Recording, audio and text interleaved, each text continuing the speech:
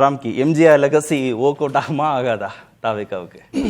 இல்ல எம்ஜிஆர் லெகசின்னு சொல்லும்போது அந்த எம்ஜிஆர் நம்ம செங்கோட்டையினை தான் நம்ம அப்படி அந்த பொருத்தி அந்த வார்த்தை பிரயோகத்துக்காக பயன்படுத்துறோம் பார்க்குறோம். ஆனால் நான் ஒரு விஷயம் ரைட், நம்ம இதை லெகசி பேசிட்டு அப்புறம் வரலாம். ஏன்னா யாருக்குமே திறக்காத கதவுகள், பனையூர் கதவுகள் செங்கோட்டையனுக்கு ஏன் திறந்ததுங்கிறத பற்றி நம்ம பேசணும். பட் இதுக்கு முன்னாடி நீங்கள் லெகசின்னு சொன்னதுனால என்னதான் லெகசியை வந்து அதை எடுத்து கொண்டு வர வேண்டும் என்கிற அந்த நினைப்பில் செங்கோட்டையன் இருக்கிறதா நான் பார்க்கல. ஏன்னா நீ காலைல நீங்கள் துண்டு போடும் போதும் சரி, ரெண்டாவது அவர் ப்ரெஸ் மீட்டில் சொல்கிற முக்கியமான விஷயம் என்ன சொல்கிறாருன்னா, திமுகவும் ஒன்று தான், இன்னைக்கு தேவை மாற்றம், ஆம் ஆத்மி போல ஒரு மாற்றம் வரணும் அப்படின்னு சொல்லும்போது அந்த இடத்துல வந்து அவர் தன்னுடைய அதிமுக தொடர்புகளை பின்தள்ளிவிட்டு, தனது திராவிட பாரம்பரிய அதான் பின்தள்ளிவிட்டு தூய்மையான ஆட்சிங்கிறார், தூய்மையான ஆட்சி, புதிய ஆட்சி, ஒரு சம்திங் ஃப்ரெஷ்னஸ் வரணும் அப்படிங்கிற மாதிரி சொல்ல வைக்கும் போது அவர் மனசுல அந்த லெகசியை கொண்டு வரங்கிற ஐடியா இல்ல. ஒரு வேளை அப்படி ஒரு லெகசி ஐடியா இருந்ததுன்னா அவர் என்ன சொல்லியிருப்பாங்க, எம்எல்ஏ பதவியெல்லாம் ரிசைன் பண்ணிருக்க மாட்டார். சரி சார், அப்போ போட்டோவை எடுத்திருந்துருக்கணும்ல?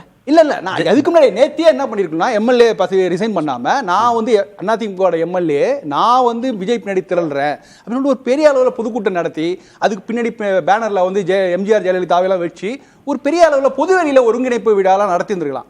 பட் அவர் தனியாளாக அதை எல்லாத்தையும் துறந்து விட்டு தனியாளாக போய் சேருவதன் மூலமாக அவருக்கு இதில் உடன்பாடு இல்லை, நம்ம ஒரு புதிய ஆட்டத்தை ஆரம்பிக்கலாம் தான் போறாரு.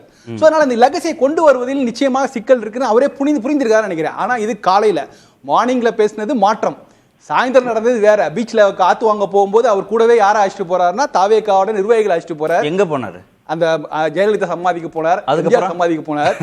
அதெல்லாம் அப்புறம் நீங்க லெகசியை அவர் கொண்டு வர்றதுக்கான முயற்சியில ஈடுபட காலையில சொன்னதுக்கும் சாயந்தரம் சொன்னதுக்கும் நிறைய மாற்றங்கள் இருக்குல்ல. இல்ல நான் அதுல மட்டும் ஒரே ஒரு சின்ன மாறுபாடு, அது சரியான்னு பாருங்க.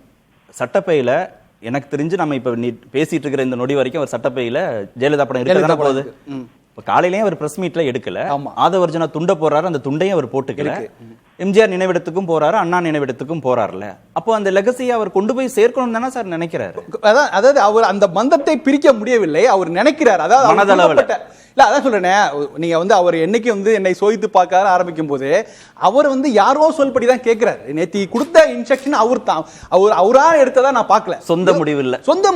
சொந்த முடிவு இருந்ததுன்னா அவர் நின்று 50 ஆண்டுகள் இந்த கட்சியில இருந்திருக்கும், 9 முறை எம்எல்ஏ இருந்திருக்கும், அந்த அடையாளத்தை துறந்து விட்டு வர்றதுக்கு கொஞ்சம் யோசிச்சிருப்பார். நேத்தி ஒரு முடிவு, இன்னைக்கு சாயந்தரம் வேறு விதமான ஒரு மனநிலையில இருந்திருக்கலாம். நம்ம அப்படிலாம் வந்திருக்க கூடாது, ஏன்னா நம்ம இந்த கட்சி என்ன எதிர்பார்க்குது, இந்த லெகசியை கொண்டு வரும்னு நினைக்குது அப்படின்னு எதிர்பார்த்து மனமாற்றம் அடைஞ்சிக்கலாம். இந்த தடுமாற்றம் தான் மற்ற அதிமுக தலைவர்களே பார்க்க வைக்கும். எந்த மாதிரியான இவருக்கு அடுத்த 2 மாதங்கள்ல என்ன மாதிரியான விஷயம் நடக்க போகுதுங்கிற பொறுத்து தான் அந்த மற்ற நகர்வுகள் எல்லாம் இருக்க போகுது.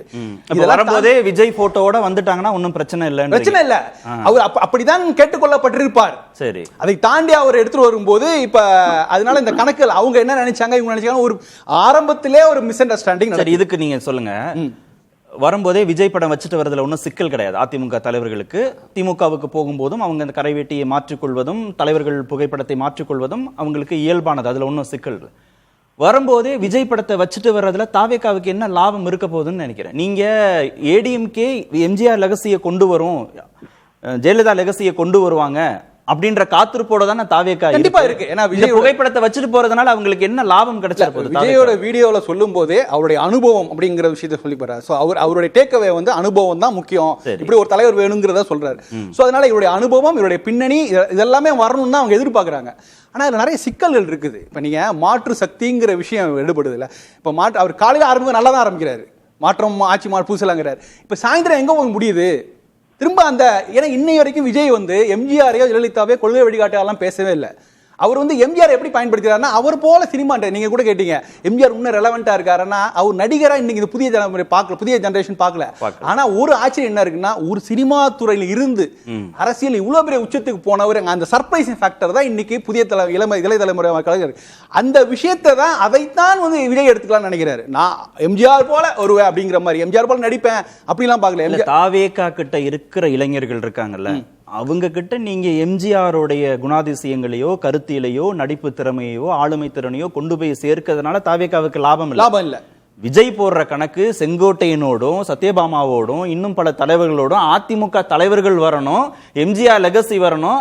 ரொம்ப வெளிப்படையா சொன்னா அதிமுக வாக்குகள் வரணுங்கிறதானே. Yes, ஆமா, அதுதான் அது ஒர்க் அவுட் ஆகாம ஆகாதாங்கிறதானே. அதுதான் அது செங்கோட்டையின் தரப்படுகிற மரியாதையை பொறுத்தது. இது வெளிப்படை இன்னைக்கு தெரிஞ்சிச்சு. அதாவது விஜய் வந்து அதிமுகவை ஒரு தோழமை எதிரியா தான் பாக்குறாரு. அவர் அரசியல் எதிரின்னு சொன்னார், கொள்கை எதிரின்னு சொன்னார். தோழமை எதிரினா அவங்கள பத்தி பேசாமல் அவர்களை தோல் மீது போட்டு அப்படியே அவங்கள சைலண்ட் பண்றதுக்கான ஒரு திட்டம் தான். நிச்சயமாக அதிமுகவை பலவீனப்படுத்துவர்கள் பட்டியலில் விஜயும் நிச்சயமா இருக்கிறார். அது நல்லா தெளிவா தெரியுது. சோ அப்படி இருக்கும்போது அவருடைய நகர்வழிப்பை செங்கோட்டை எந்த அளவு கொண்டாடுகிறார், எந்த அளவுக்கு பதவி கொடுக்க அப்பது பொறுத்து தான் மற்றவர்களுக்கு மனமாற்றம் இருக்கும். இன்னைக்கு அவர் வந்து ஒரு சிஎம் மெட்டீரியல் ஆக்சுவலா செங்கோட்டையன். நமக்கு தெரியும், கூவத்தூர் எபிசோட்ல நம்ம பேசியிருக்கோம். ரெண்டாவது ஒரு கட்சிக்குள்ள இருந்த வெடியை பத்த வைக்கிறீங்க நீங்க. இல்ல அதாவது அதாவது இப்ப நீங்க ஒரு ஹரித்வார் போனார், எந்த நம்பிக்கையில் போனார்? ஒரு எல்லாரையும் ஒருங்கிணைக்க செய்ய முடியும், அது ஒரு சிஎம் மெட்டீரியல் அப்படிங்கிற மாதிரியான ஒரு விஷயங்கள் தானே பேசிட்டு இருந்தோம். சோ அப்படி இருக்கும்போது ஆட்சிக்கு வந்தால் அவர் சிஎம் மெட்டீரியல், கட்சியில் இருந்தா கூட அவை தலைவரா இருக்கக்கூடிய துணை முதல்வர்னா ஏத்துக்க மாட்டாரா?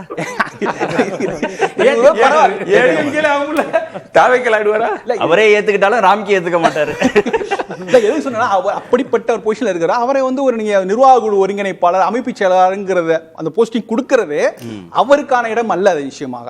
சோ இதை மற்ற கவனிப்பாங்க. முக்கியமாக ஓபிஎஸ் தினகரன் போன்றவர்கள்லாம் நிச்சயமாக கவனிப்பாங்க. சோ இவருக்கே அப்படின்னா இதை தாண்டி என்ன அவங்களுக்கு கிடைச்சிட போகுது?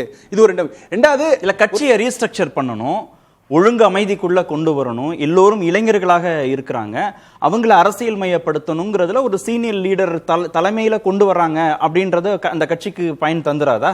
விஜயகாந்த் பன்ருட்டி ராமச்சந்திரன் கொடுத்த அந்த வெயிட்டேஜை நான் இன்னைக்கு விஜய் வந்து செங்கோட்டையன் கொடுத்ததா நான் பார்க்கல. ரெண்டாவது எம்ஜிஆர் காலத்துல நாஞ்சில் மனோகர் இருந்தார். ஓபிஎஸ் இன்னைக்கும் பன்ருட்டிக்கு முக்கியத்துவம் கொடுக்கிறாரு. இல்ல இருந்தாலும் இன்னைக்கு தேவை வந்து அந்த 77ல எம்ஜிஆருக்கு நாஞ்சில் மனோகர் அமைந்தது. அது நாஞ்சில் மனோகர் தான் ஊர் ஊரா போய் கொடியேற்றினார். சோ அந்த மாதிரி ஒரு இடம் தான் இன்னைக்கு அந்த இடத்துல வெற்றிடம் இருக்கு. அந்த இடத்தை செங்கோட்டையன் நிரப்ப முடியும், நிச்சயமா முடியாது. அவர் கோபி ஈரோட தாண்டி செங்கோட்டையன் வெளில வந்ததே கிடையாது ஆக்சுவலா. அப்படி இருக்கும்போது இது அவங்களுடைய ரெக்குயர்மெண்ட் ஃபுல்ஃபில் ஆகவே ஆகாது. இதுல பல சிக்கல்கள் தரும். செங்கோட்டையன் ஒரு முழுமையான திருப்தியோடு இருக்கிறதுக்கான வாய்ப்பு இல்லை. இதை மற்ற அதிமுக தலைவர்கள் நிச்சயமா கவனிப்பார்கள். இந்த இதை வந்து அப்படியே மொமெண்டத்தை மெயின்டைன் பண்றது ரொம்ப ரொம்ப கஷ்டமான காரியம் ஆக்சுவலா.